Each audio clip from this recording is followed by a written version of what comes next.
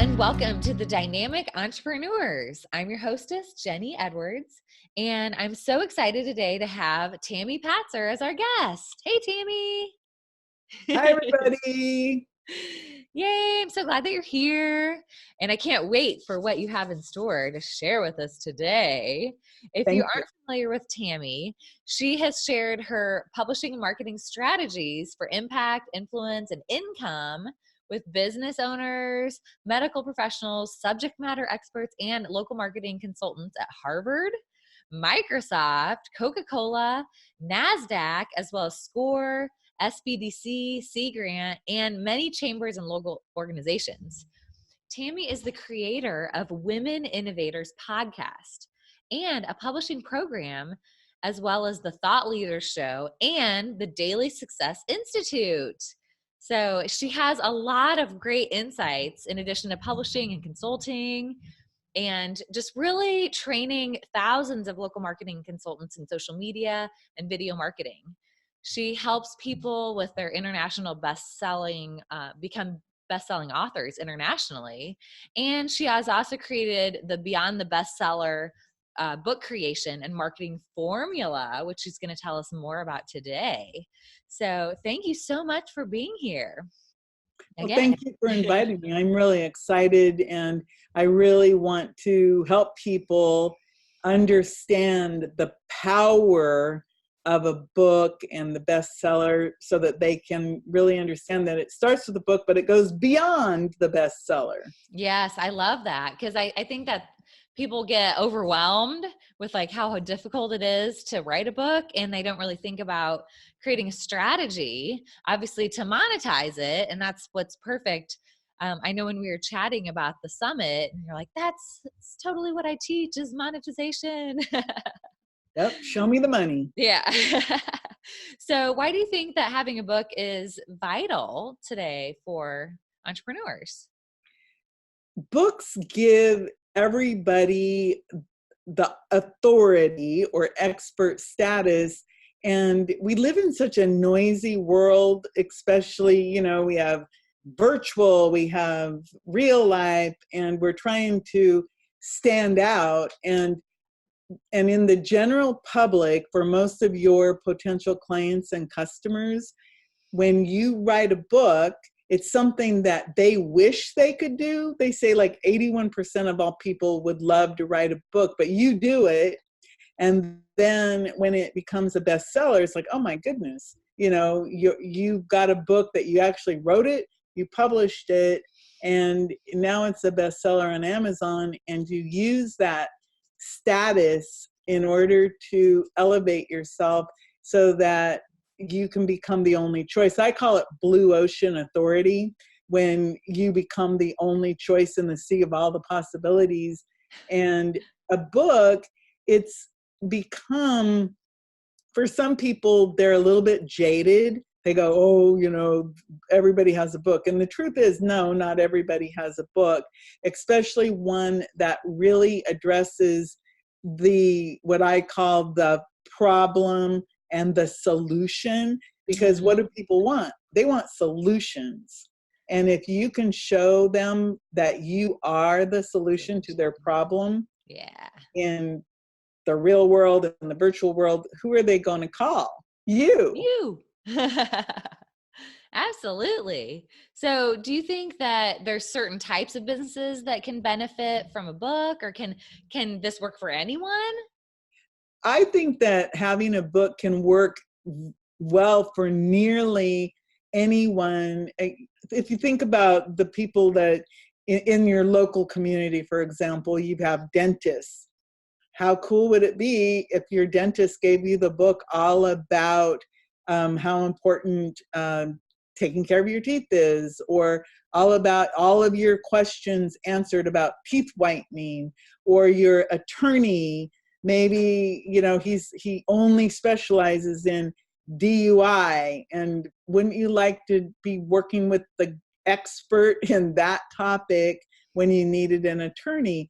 Or if you go online, coaches, there's so many different types of coaches. If they could answer the questions about the value they bring, and how cool would it be if you were able to either direct somebody to your digital book or to physically hand them the book that says, ask the expert, you know, about Mm-hmm. XYZ, whatever your topic is. Don't you think they're going to be a tiny, tiny bit impressed, and Yeah. they'll see you in a different light? Yeah. Yeah, absolutely. I agree. I think that you know, there's a lot of people that have said that your business, that your book is like your new business card. And what do you think about, you know, making those comparisons? Well, I agree and I disagree at the same time. Yes, your book can be like a business card. Wouldn't you rather hand somebody a book that they could actually keep and look at, or give to somebody that it might be relevant to, rather than trying to get everything onto a little card Yeah, and handing that? absolutely. It's much And more memorable too. it is memorable. For example, I went to a Chamber of Commerce meeting and I had a book. My very first book was called Ask Tami, 365 Social Media Tips, Tricks, and Tools. Mm. And it was kind of cool because I had like the cover is like a painting of me with the world in my hand, and then it has all the social media symbols on it. That Cool. book, this one woman, I remember, and I just thought it was so interesting. She's there like trying to read the whole book, I guess, because she didn't want to buy it. I was probably trying to sell it. Now my advice would be bring enough books for everyone and just give them away, Right. because but she was like pouring through the book, and she actually ended up, back then I actually was helping people with videos, and she actually ended up becoming one of my video clients, all because of the authority that book gave me. So it's really Mm. a powerful tool. Tool. And the interesting thing about a book, it's not about selling books at all. It's what the book will do for you. And that book, since I wrote it in 2011 until now, it's probably made me about $750,000 over Wow. time. It wasn't like I sold a whole bunch of books. Tell you the truth, I haven't sold that many books, maybe 50, but I've given away the book to people who Right, people. expressed interest, and I've just used the fact that I have an Author Central profile, and that book is there with other books I've written since. And that Ah, was the start of my credibility and authority. And that's a tip for everyone. If you have a book, make sure you make an Author Central page. It's free, but it's a website on Amazon that displays not only all your books, but you can put videos on it. You can put images, photographs, and videos on it. So you have an Amazon page. And page. it also, when it lists your books, if they're bestsellers, it'll put the little bestseller ribbon or hot new release ribbon on that page. And you can take a screenshot, boom, share it on social media. There's social proof. Mm-hmm. Social proof leads to monetization. Yeah. So you mentioned the Amazon page. Do you think it's important to have a digital book, like an ebook, and a physical book? That's another one of those double-edged swords. It's so easy to have both a digital book and a physical book using the Kindle Create Space marriage. It used to be separate, but now you can make a digital Kindle book and a paperback book. Literally a click of a button is the difference.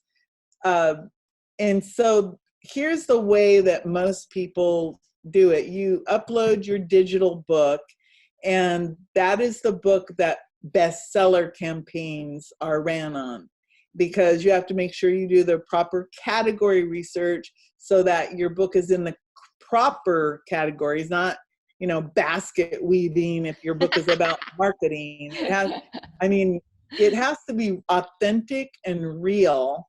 Yeah. And then you literally can have a paperback book done at the same time, or you can have paperback books made at Ingram Sparks, Lulu. There's a whole bunch of other places where you can have paperback books made, but that physical book, actually somewhere, I'll have, I now it's right out of arm's reach. I just had a little book made, and it's made me feel so good. I opened it up and it's like, oh, it's so cute. Yeah. There's a little book called Ask the Expert. And it's so interesting because the value of the bestseller campaign, again, it helps you to become the authority in the eyes of your potential clients or your customers, and you're able to talk about the status. And then you can have press releases written about it. You can do interviews and talk about it. You'll be introduced as an international best-selling author. You have a lot of different opportunities with books.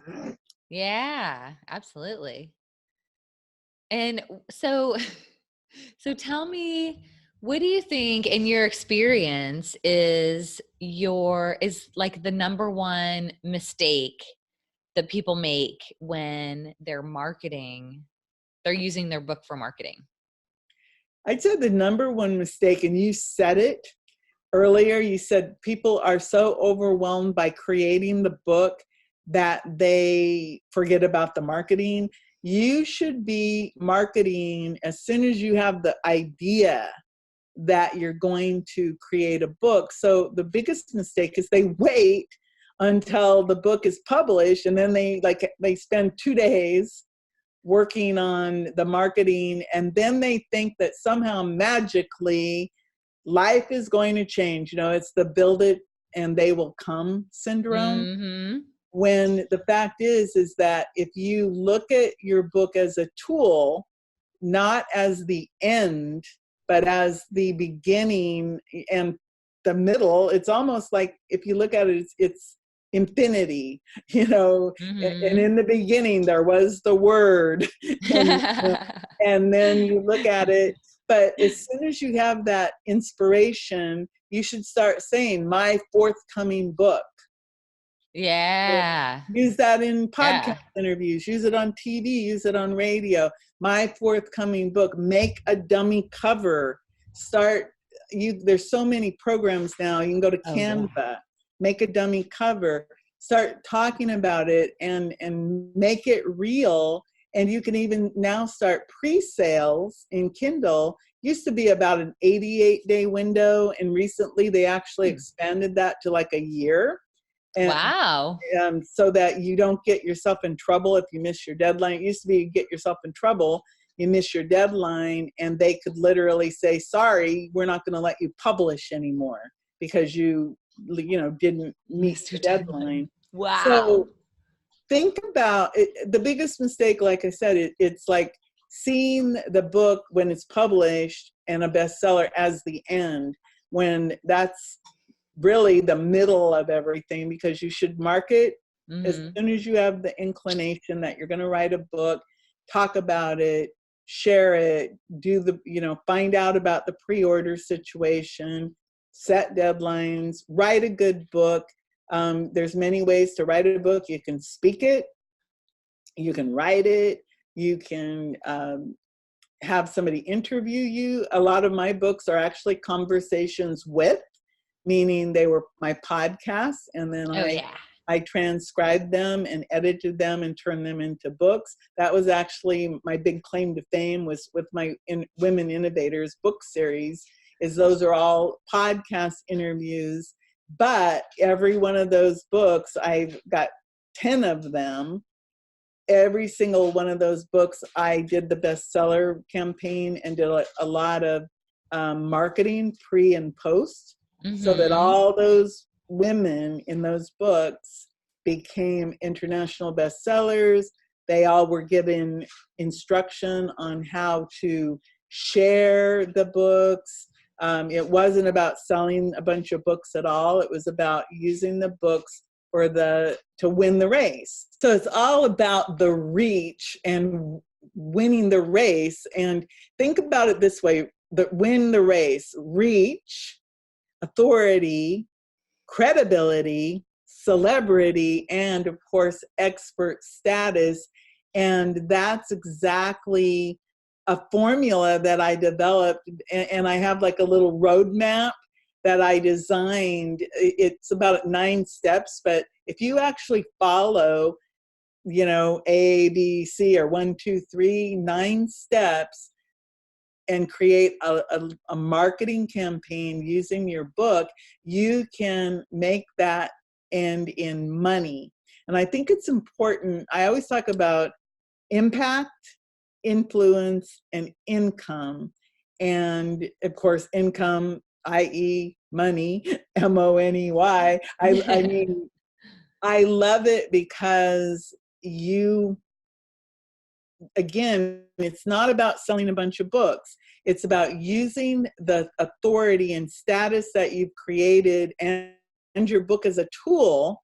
You can create money. It's not like you're going to think about it. If you were selling a book at 99 cents, you make 35 cents from Amazon. You sell 100 of those, what is that, $35?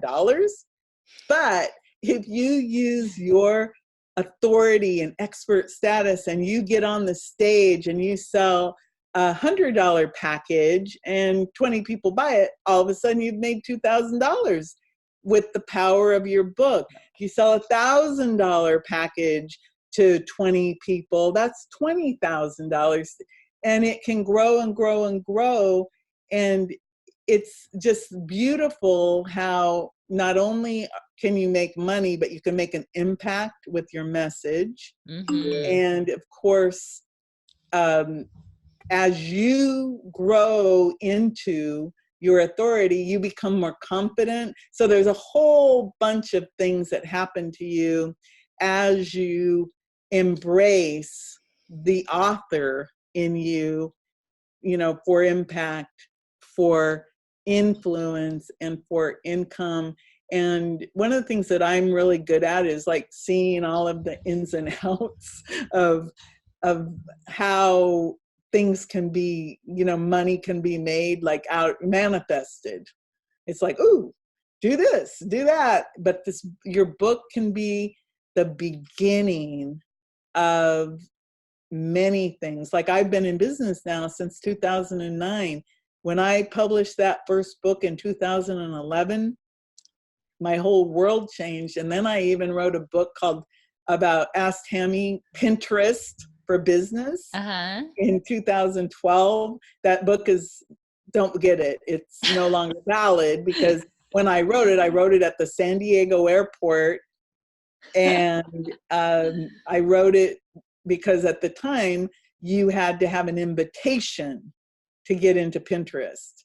So think about how things have changed. Yeah. But again, every single person can write an Ask the Expert type book, because all you do is answer questions. And that's another thing that I can give people is a matrix. And the beauty of the matrix, it can be a 10 by 10, a 10 by 5, a 10 by 12, but it's actually a way to organize your thoughts so that you can create a multi-chapter book. And I do a 10 by 12 matrix, so that would actually produce a 12-chapter book. And you literally just come up with themes and topics and questions, and you fill out your matrix, and then you answer those questions, and boom, you've created a book. That's a real simple way to do it. Awesome. That's a and great you can framework. record it on your phone. Yeah. Simplification. Yep. So what was it in your life, Tami, that really called you to do this type of work? Were you doing something like totally different, and then you got this calling to go on this pathway and create this for people?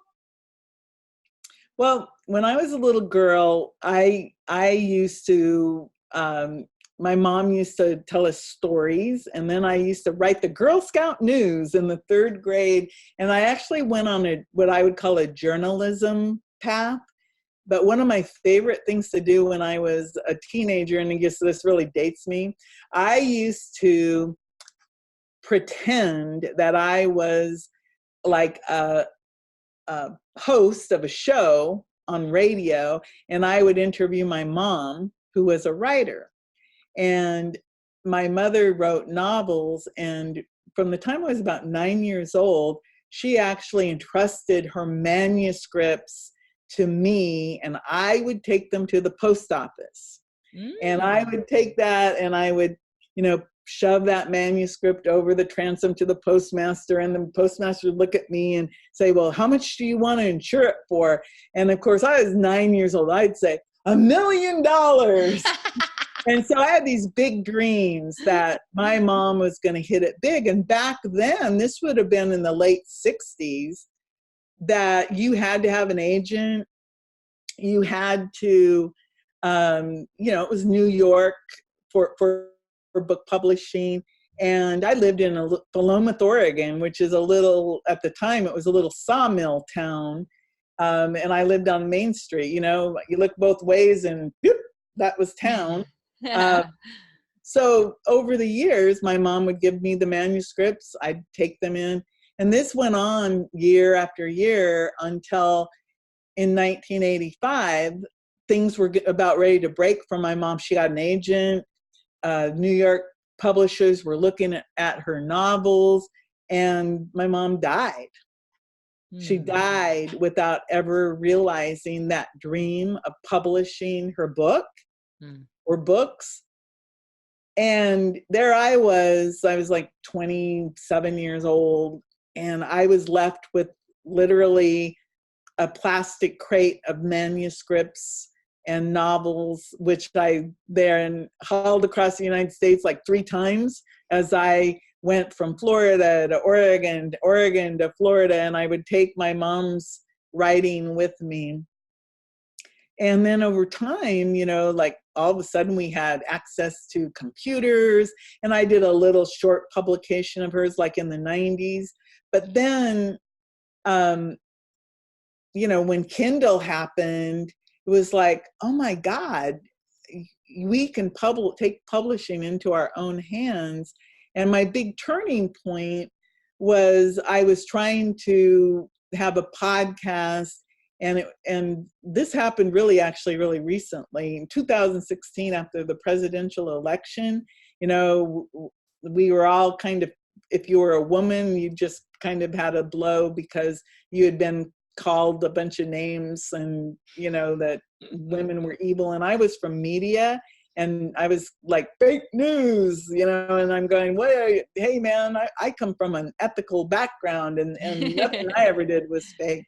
But I was so frustrated and going broke. I'd done more than 150 podcast episodes, no money, because I was like, didn't know what I was doing in terms of asking for money. And I yelled at God, and I said, dear God, please give me answers. I said, I'm going to have to go get a job. And I was just so frustrated. And literally, that was like Friday night. Saturday morning, I woke up and I had an idea. And the idea was, I'm going to write a book using my podcast. And so I wrote up a quick Facebook post and said, if you would like to be in my book, women innovators, leaders, makers, and givers, PM me. And people started to PM me. And so I charged back then, and it's kind of funny, but I needed money bad. It was like $350 to be in my book. And what I said was, you get to be on my podcast. And this was Saturday morning, by Sunday night, I had 64 women who had raised their hand.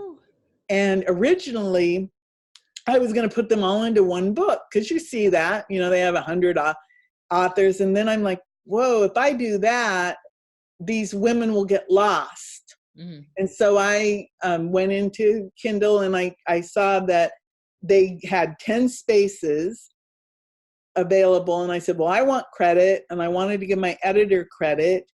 And that left 8. So I created now actually 10 books, but originally it was 8, 64 women in the first 8 books, volumes 1 through 8. And that was how I shifted from being a broke podcast host to being a Women Innovators publisher. And I now have like 29 books that I've done. Yay! And I have big plans for the Women Innovators and the Ask the Expert book series, because, okay, all those men, Tami, don't you work with men? He's like, well, yeah, I'll work with men. I don't have anything against men. But it happened that I had a niche. So that's where I have thought leaders, and I have different shows now that are more open to anyone. It doesn't have to be, it's not specific.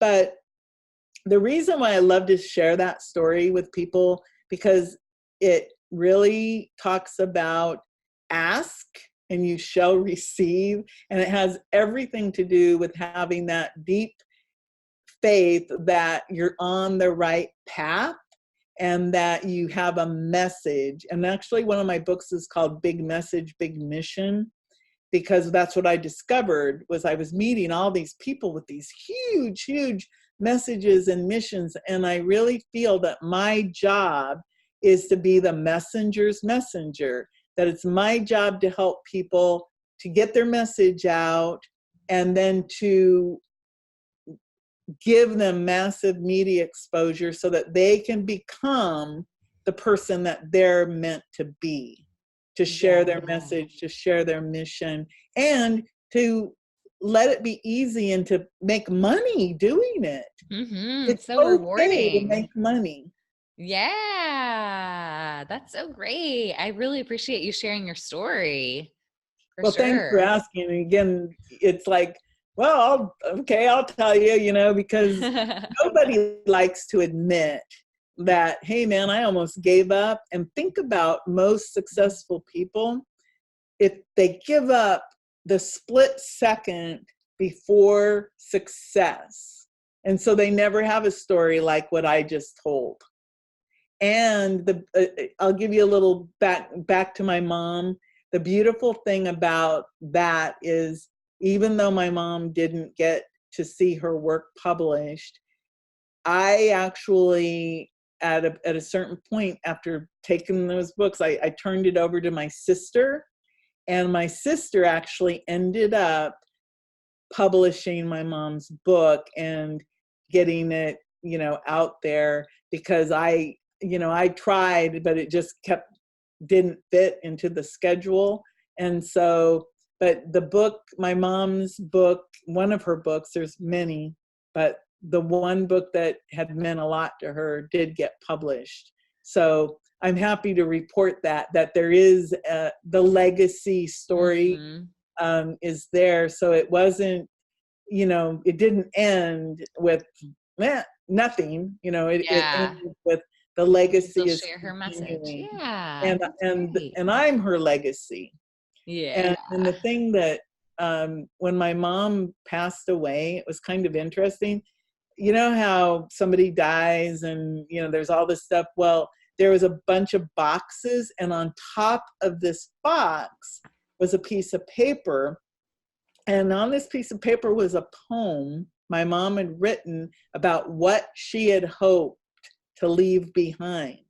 Mm. And that poem expressed, it said that she wanted to leave behind her children to carry on her message.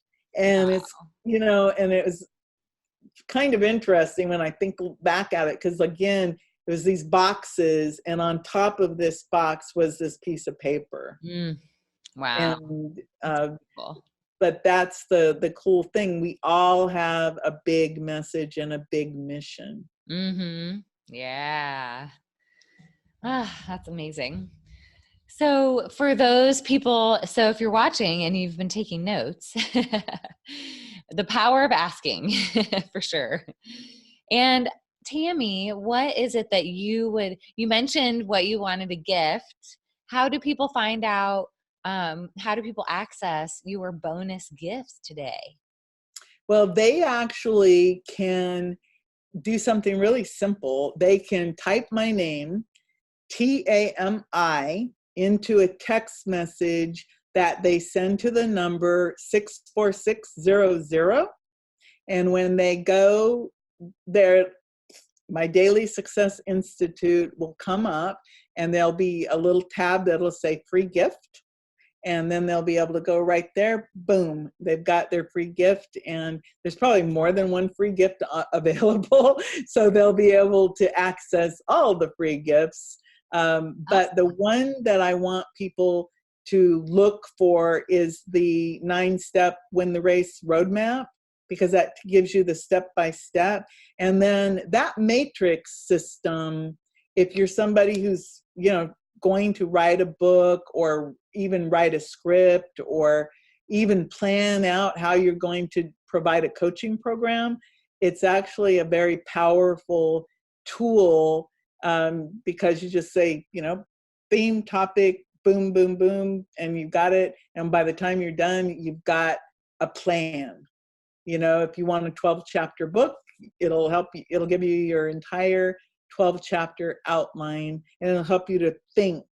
And I always recommend that when you're learning anything, to do it in little chunks. Yeah. Like set the timer 15 minutes. And especially those of you who are trying to work a day job, an 8 to 5 or a job.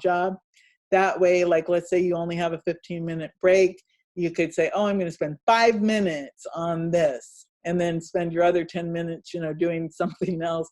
But it's amazing what you can do when you are focused for small chunks of time. Perfect. Awesome. Well, definitely take this opportunity to get this roadmap. This is amazing. And the matrix, it sounds awesome. So, isn't that funny? The matrix. The matrix. Sounds really powerful. It does. Yeah. It's the Tami. That is something about my name. And I didn't know this until I did an interview with a mnemology expert, a name expert. Tami is a manifester. Okay. That's what that is, a very powerful manifester. And when I think of my name, Tami, and what I do, it's take action, marketing, implementation, because that's exactly what I do and help people do. I help people take action with their marketing, and it gets implemented. So of course it leads to the impact, influence, and income to win the race. Yeah. Well, thanks so much, Tami, for sharing all of your insights today. And thank you all of you for watching the Dynamic Entrepreneurs Take Some Action Today, and access those bonus gifts too. And go out and live an inspiring life. Bye. Bye, everybody. Thank you.